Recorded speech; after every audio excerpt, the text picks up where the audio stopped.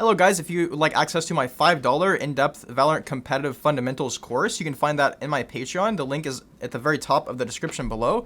Enjoy the video guys, peace. Hey guys, so today I'm going to be teaching you basically about the fundamentals of peeking, the different types of peeking, kind of like which ones you want to be using and what scenarios, and like which ones you want to be using most often, which ones are like most effective, stuff like that.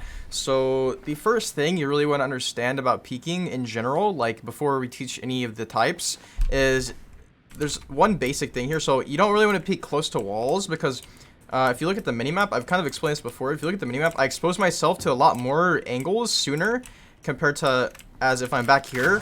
You see, I kind of expose myself slower. If you're looking at, I want you guys to look at this vision cone on the map right here. See this light part right here? Whenever I'm close, it exposes I'm exposing myself to a lot of things quickly, but farther away, I'm doing it much slower, right?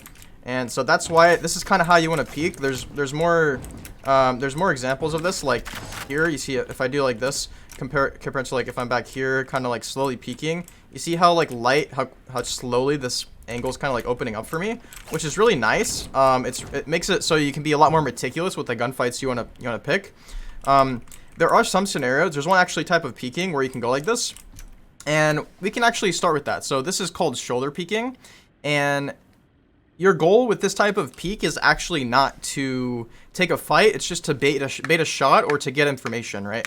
So let's say I want to peek here. Let's say I'm defending and I want to see if anyone's a mid or something like this, right? I would just go like this, right? Specifically if I think there's someone top mid or something like this, right? I'll just kind of go like this. If I think they're opping, I might go like really light. This is shoulder peeking right here because basically your intention is to get them to shoot at you, right? Again, you can do this with your knife out because your intention is just to see if they're here. You don't really need to fully expose yourself out to see. Just kind of go like this, because by doing this, what it's going to look like for them is they're going to see like half your body coming out, and so they're going to try to shoot you. But once they start shooting at you, you're going to basically just stop doing it, because then you risk dying, right? But what you gain from doing this is like, oh, there's at least one mid, right? Whereas compared to like if you're just sitting here like staring at nothing, right, and you don't hear anyone, but they're still there, like, you know, that's the difference, right? You can figure out if there's where people are, how many people are there, what kind of guns do they have. This method is also pretty useful for baiting op shots. So let's say that we are on attack over here and we want to figure out if there's an opper. So again, be careful when you do this. You don't want to go all the way out. You want to come up like very, very light. You know, you want to try to bait the op shot very light. And some oppers will still be able to kill you when you do this. So, you know, we could talk about jump peeking here in a second. But that's how I would use this. This is called shoulder peeking. You guys probably don't see this type of peeking very often. And personally, I don't use this type of peeking very often, to be honest. I prefer jiggle peeking. And so let's go ahead and move on to jiggle peeking, okay? So jiggle peeking is, you know, if you don't know what jiggle peeking is, you definitely want to learn this. So jiggle peeking is, in my opinion, probably the most important type of peeking. Basically, this is what jiggle peeking looks like. You're basically going in and out around a corner, around an angle, around some kind of wall that's blocking vision. And so this is nice because, again, you don't have to do it this many times. Whenever I just want to clear this angle, typically I would go like this maybe like once, and then I would like slowly start kind of, you know, inching my way out, kind of like this. A lot of people call this slicing the pie. That's what I've referred to it in the past as well. But this strategy of peeking is very nice because it's safe and it allows you to isolate specific angles, okay? So it's very nice to be able to isolate specific angles like this instead of just like swinging close and then going like this, right? This is what an iron or bronze player would do, right? Without realizing it. They would come up close to the wall and just swing out like this, right?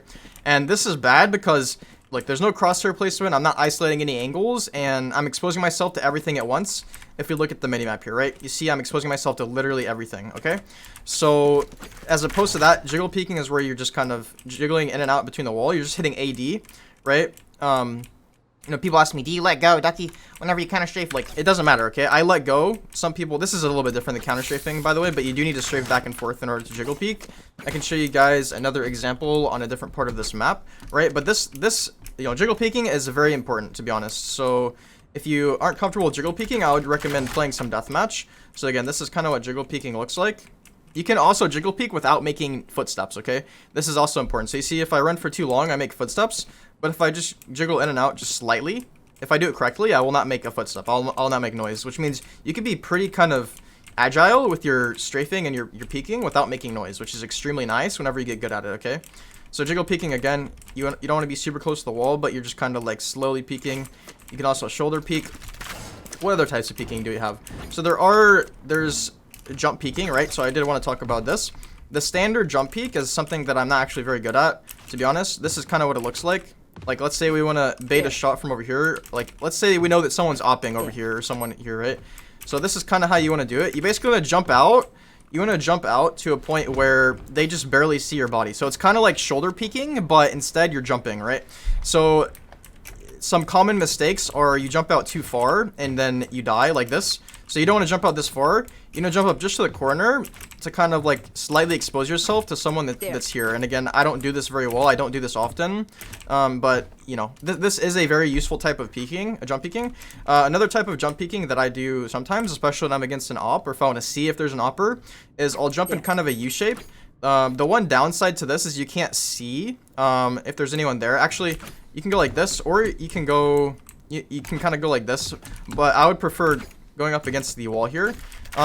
But the benefit to this is that if there is an opper, they're going to probably be pretty trigger happy, so they will shoot, and then you'll know like, oh, there's an op. We should probably not go to this area, guys. And that's where you can tell your team, right? So that is jump peeking. There are probably a few other kind of like niche methods. If you guys do want to learn this version of it a little better, I'm sure there are guys on YouTube. I'm sorry that I'm not fantastic at it. But what else do we have? All right, guys. So I believe that the last version of peeking that I can really think of, or at least like the main one that's kind of important, is wide swinging. And then of course there are variations of wide swinging.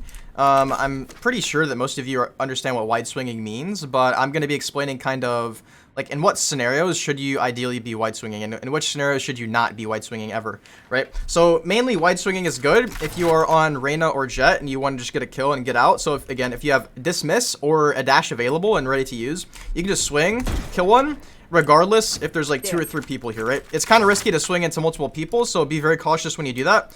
But if you're swinging into one person, you kill one, you kill them, you get out. Doesn't really matter how many there are, okay? But if you are not on an agent that has a get out of jail free card like Jett, Reyna, or Chamber, I wouldn't really consider Yoru to be one like that, because like his TP takes a little longer to activate.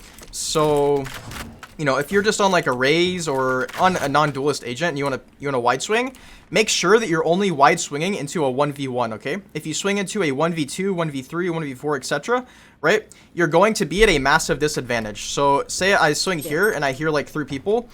This is something that you never want to swing into, right? If you're in a 1v3, you might come out and hold an angle like this or something. This is called isolating an angle, right?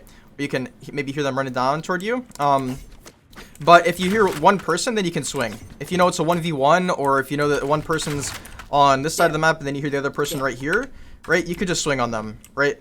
And so one more variation of this that I've actually seen for quite a while now that people do, and it's really good because it kind of throws off people's aim. I notice this quite often. It throws off people's aim quite a lot. So instead of just swinging and coming out like this and stopping, what you can do is swing for like a little bit longer, so kind of run a little bit farther. And what that's gonna do, it might seem a little risky because you can't shoot for a little bit longer. What that's gonna do is this person is sometimes going to just whiff, right? And then that's gonna make them whiff even more, and then you can just stop and shoot them in the head, right? Because they're gonna be standing still trying to shoot you, and then that time while they're standing still, you can kind of like get your crosshair on their head. Again, you don't really need to be excessive. This is kind of BM if you do this for like too long. If you're just doing like this, you can BM if you want, but you know, you don't need to do that. You don't need to walk out for that long. So you kind of walk out. You know, don't go too far. But you know, you don't have to walk out at all either. You can just kind of wide swing like this. Again, a wide swing is just whenever you fully expose yourself with the intention of taking a fight, right? Specifically a 1v1, unless you are Jett or Reyna, like I've said. Okay, so those are the main, like, most important types of peeking. I'm sure there are other types, but again, I don't really use other types. I'm sure that there are some niche types that you could use for certain scenarios, but really get good at jiggle peeking, get good at jump peeking for ops, baiting op shots, you know. Shoulder peeking is also good for baiting shots, getting info. You know, don't come out too far, but by far the most important thing you guys need to learn for peeking is simply just jiggle peeking.